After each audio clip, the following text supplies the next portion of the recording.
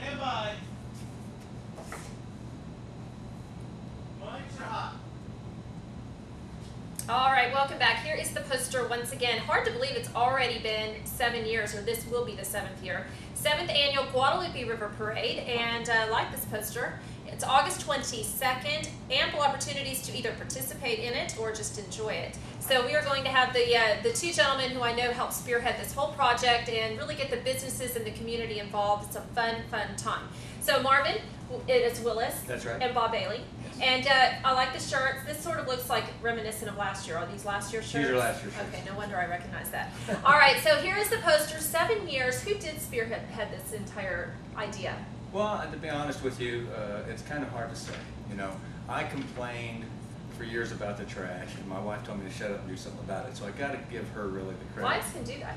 She kind of got me off my butt and out there picking up trash, and that happened 11 years ago. And then for the last 7 years, we've been doing the parade as a fundraiser. Okay, so yeah, you kind of decided, you know, why not do a parade? We do them on the streets. Let's do it on the river. Because we are fortunate. We live in a beautiful area. We should utilize the waters. People come from all over just to do that. So. That's right. Part of what we do is promote the river itself. Okay. And so we don't want to promote a river that has trash in it. Absolutely not. Clear River Advocates. So this is a fundraiser for that group. I'm reading the shirt. Mm-hmm. Tell me about the Clear River Advocate group. Well, Clear River Advocates formed, like I said, 11 years ago because we just saw a lot of need. And did you start it, actually? Actually, I started it, yes. Okay. How many members? Well, off and on for the last 11 years, we've had 50, 60 different members, you know what I mean? And we have volunteers that come and go, you know, because we use the community as volunteers. Absolutely. And so the members come and go as you know, as the years go by. But Bob and I have stuck out as the leaders of the organization ever since it started. So you can title yourselves, if you will. So what are you? Are you like? Well, actually on the paperwork, I'm the director and he's the assistant director. Easy enough. All right. Yeah. And I'm curious how often you guys meet for the group, Clear River Advocates. Once a month. Yeah. Yeah. And we recently adopted the highway in Ingram through the city of Ingram. Okay. And that's every quarter cleanup, but we're doing it every month. Is it just certain times of year that you're going to do this every month, or do you guys No, just generally year-round. say? But obviously the summer months it's got to be a little worse, correct? Well, you know, the last cleanup it was very hot, but you know, you get out, you get people, you know, put around in different places and meet, and you get done pretty quick. And we have refreshments and water and shade. And usually we'll have a hot dog or hamburger or something at the end of the cleanup, so it's not so bad. Something to get us moving.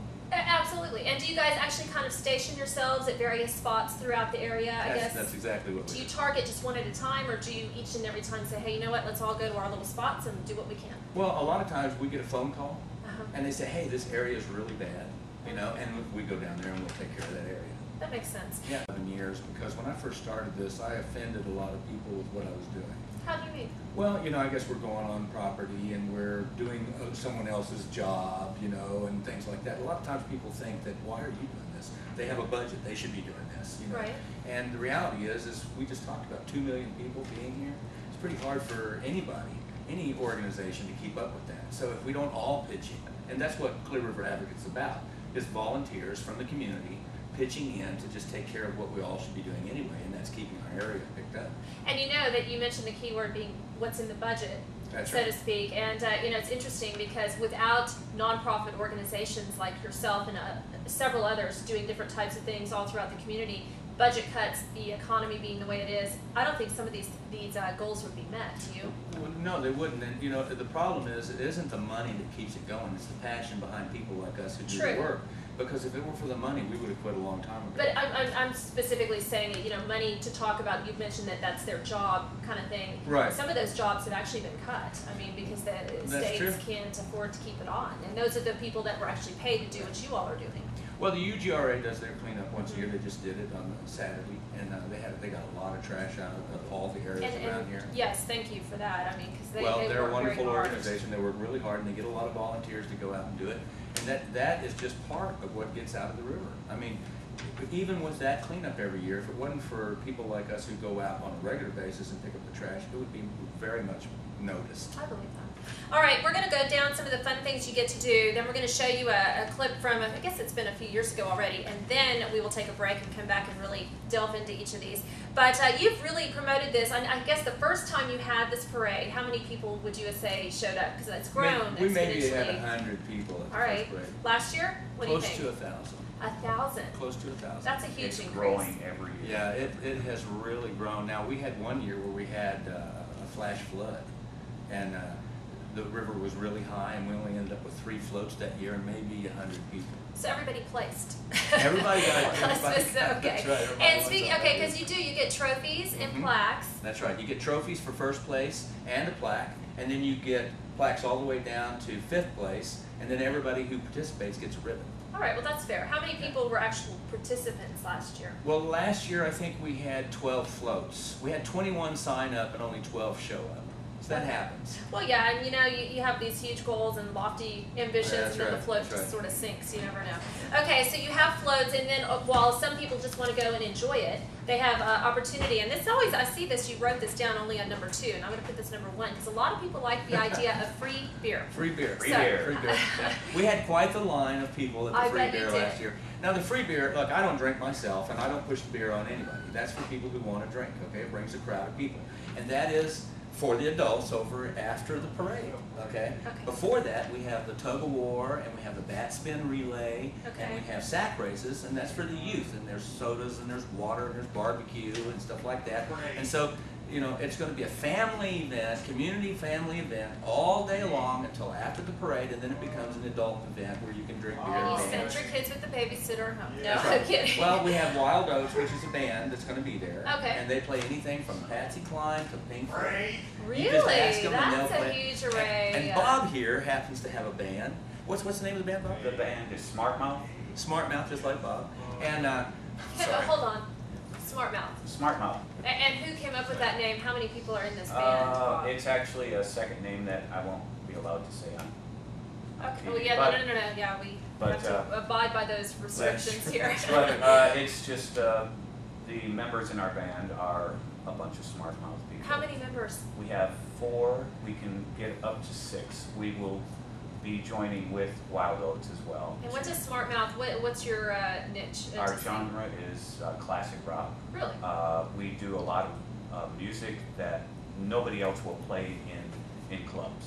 It's like a harder type of music to play. Give me an example. Like BTO, Blue Collar. That's a song that I'm learning just specifically for the River Good for you. All right, so this is all going to be a part of it, and of course, with music, people can dance. that's right. And what's the air show about? Well, John Dormer has a local club of guys that have airplanes. Okay, they got vintage airplanes. One of them's a twin engine. One of them's a biplane with 2 wings. I'm not smart when it comes to planes, but they've got, like, I think one of them is an old bomber even. Okay, and so there's Wow. about 10 or 11 planes, and they've done this every year. Now last year we had turbulence, and they Okay. couldn't fly, but this year they're planning on coming, and they've got a pretty good show for us. So it's pretty exciting. And to see those planes. kids, truthfully, they love all those air shows. Oh, So yeah, that's going to be a lot yeah. of fun. All right, before we take our break, can we go ahead and show that 2-minute video, and we'll run the first segment long, come back and delve into some of the prizes you can receive. I think that this video is from 2006, so I'm not really sure. Here we go. There's a little air show right there. Yeah, there you go. Stand by. Lights are hot. All right, we are almost out of time, so let's get all the pertinent information out. Website for this and phone number, please. The ClearRiverAdvocates.org. Phone number is 830-377-9838. Okay, and the fact is you can have the food, all sorts of different booths, wonderful raffle and auction prizes, the live music by Wild Oats and Smart Mouth, Smart Mouth. and sack races, relays, the old-fashioned picnic, and you know what, in about 20 seconds we have to wrap it up. You wanted to get one last comment out there. There will be 8 kegs of beer. That is free beer. Come to the parade. With an ID. With an ID, of course. And a designated driver. Yes, Bring a designated come on now. driver. All right. And sign up, get a float.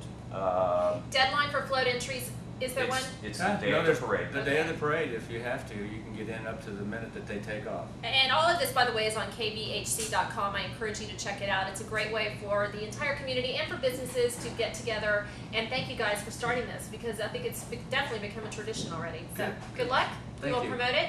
Everybody, we are out of time. Have a safe, great evening. Stay tuned for the news, and we'll see you back here tomorrow.